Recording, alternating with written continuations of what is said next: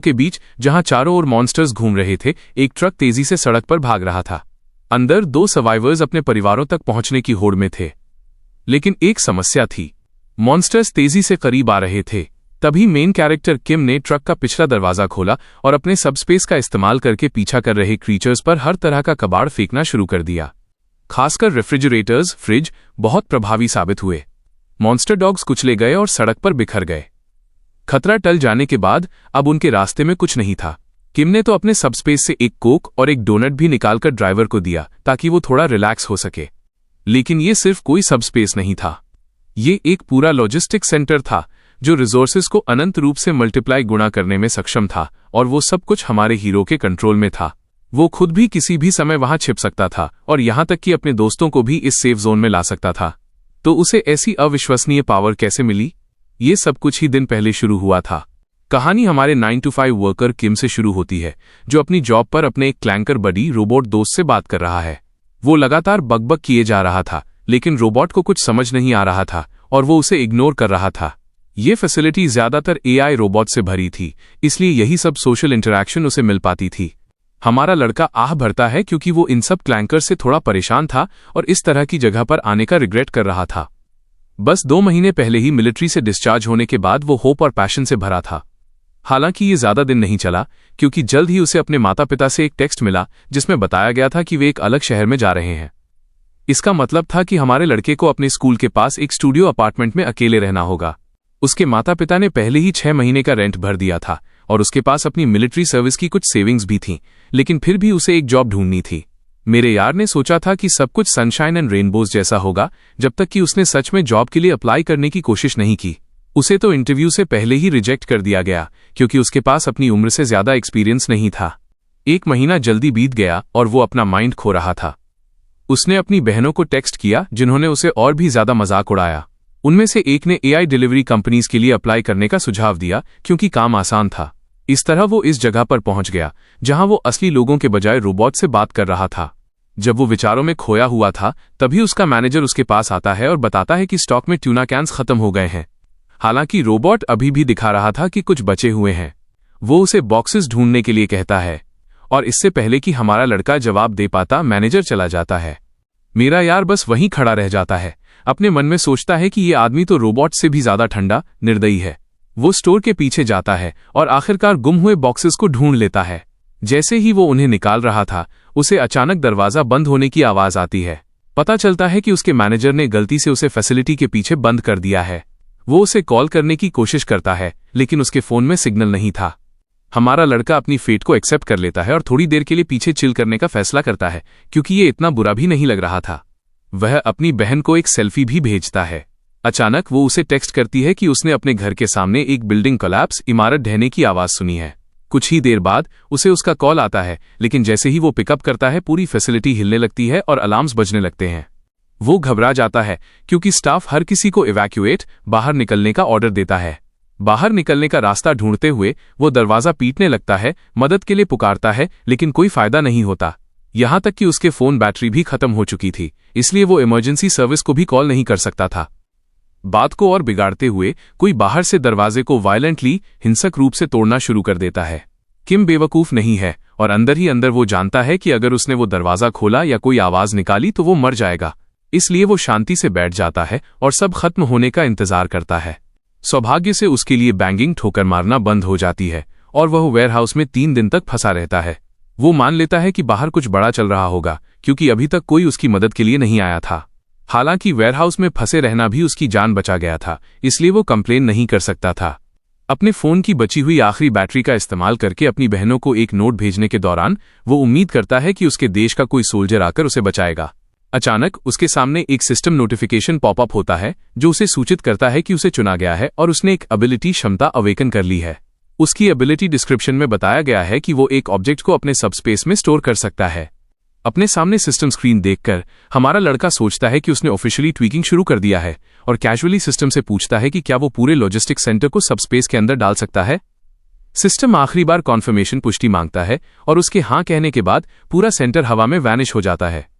हमारा लड़का 3 दिनों में पहली बार बाहरी दुनिया देखता है और तुरंत रियलाइज करता है कि सब कुछ नर्क में चला गया है।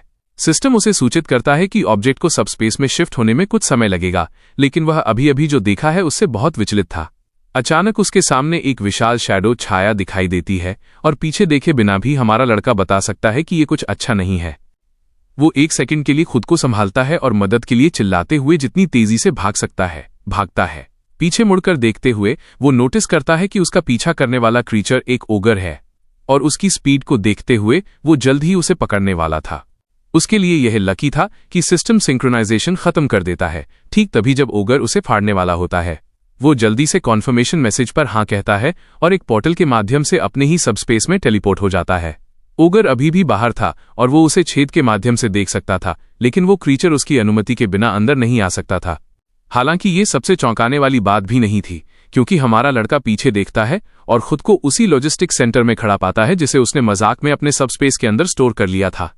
जैसे ही वो ये सब समझने की कोशिश कर रहा था, उसे एक नोटिफिकेशन मिलता है कि उसे ट्यूटोरियल पूरा करने और पहली बार अपने सबस्पेस में एंटर करने के लिए एक रिवॉर्ड मिला है। ये रिवॉर्ड एक मैना स्टोन निकला और हमारे लड़के को पता नहीं था कि इसका क्या करना है। इसके अलावा वो ओगर अभी भी दरवाजे पर खटखटा रहा था।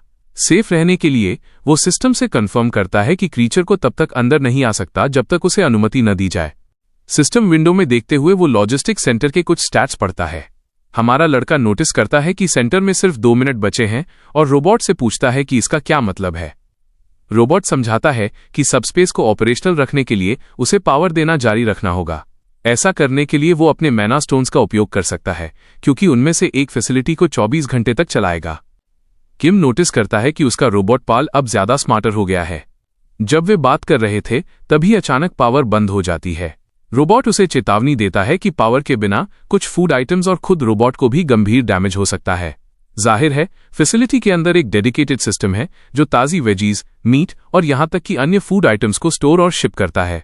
हमारा लड़का तुरंत रियलाइज करता है कि उसकी वर्तमान सिचुएशन में फूड सर्वाइवल के लिए सबसे महत्वपूर्ण एलिमेंट है। वो रोबोट से पूछता है कि वो इस तरह के और स्टोन्स कैसे प्राप्त कर सकता है।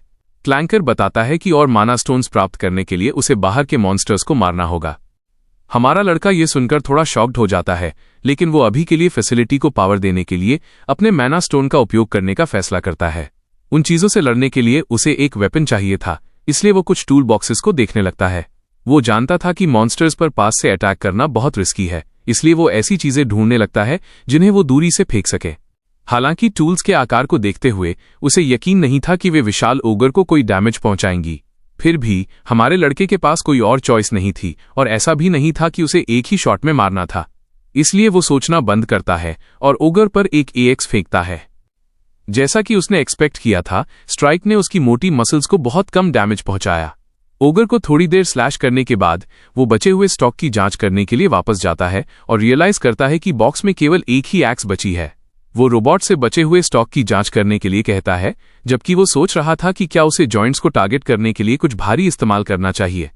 उसी समय रोबोट सर्च खत्म करता है और बताता है कि स्टॉक में उसके पास 15 एक्सेस बची हैं। ये सुनकर वो अपने मन में सोचता है कि उसे उनका इस्तेमाल स्पेयरिंगली संभलकर करना चाहिए। हालांकि वो जल्द ही रियलाइज करता है कि जब उसने उन्हें फेंकना शुरू किया था तब स्टॉक में एक्सेस की संख्या वही थी। हमारा लड़का टूल्स सेक्शन की ओर भागना शुरू करता है और देखता है कि ढेर सारी एक्सेस पड़ी हुई हैं। तभी रोबोट समझाता है कि चाहे वो इन आइटम्स का कितनी भी बार इस्तेमाल करे, उनकी क्वांटिटी कम नहीं होगी। दूसरे शब्दों में, इस फैसिलिटी के अंदर उसके पास अनलिमिटेड अमाउंट ऑफ सप्लाईज हैं। इसका मतलब ये भी था कि वो बचे हुए स्टॉक की चिंता किए बिना एक्सेस फेंकना जारी रख सकता था। हालांकि उसके थ्रोज अभी भी काफी वीक थे और ये मूल रूप से ओगर को सिर्फ टिकल गुदगुदी कर रहा था। उसके लिए लकी ये था कि रोबोट बताता है कि वो आइटम्स को बाहर शिप करके थ्रोइंग ऑटोमेटिकली स्वचालित रूप से कर सकता है। इस एबिलिटी में 30 सेकंड का कूल डाउन था, जो स्किल लेवल अप होने पर कम हो जाएगा।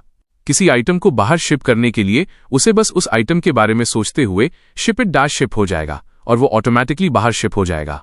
हमारा लड़का जल्दी से कोशिश करता है और एक एक्स सीधे ओगर की ओर उड़ता है, सीधे उसके सिर पर लगता है और उसे नॉकआउट कर देता है।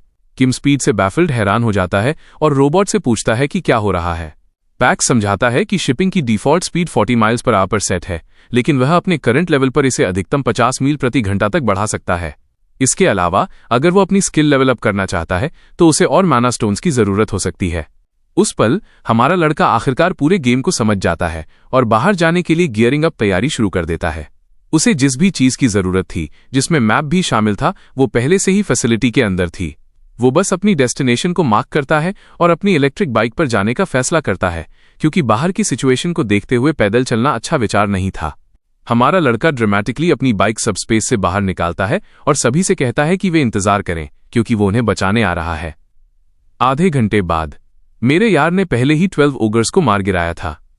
बाहर बिताए अपने समय के दौरान उसने सीखा कि उसकी सबस्पेस एबिलिटी कुछ हद तक ओवरपावर्ड थी।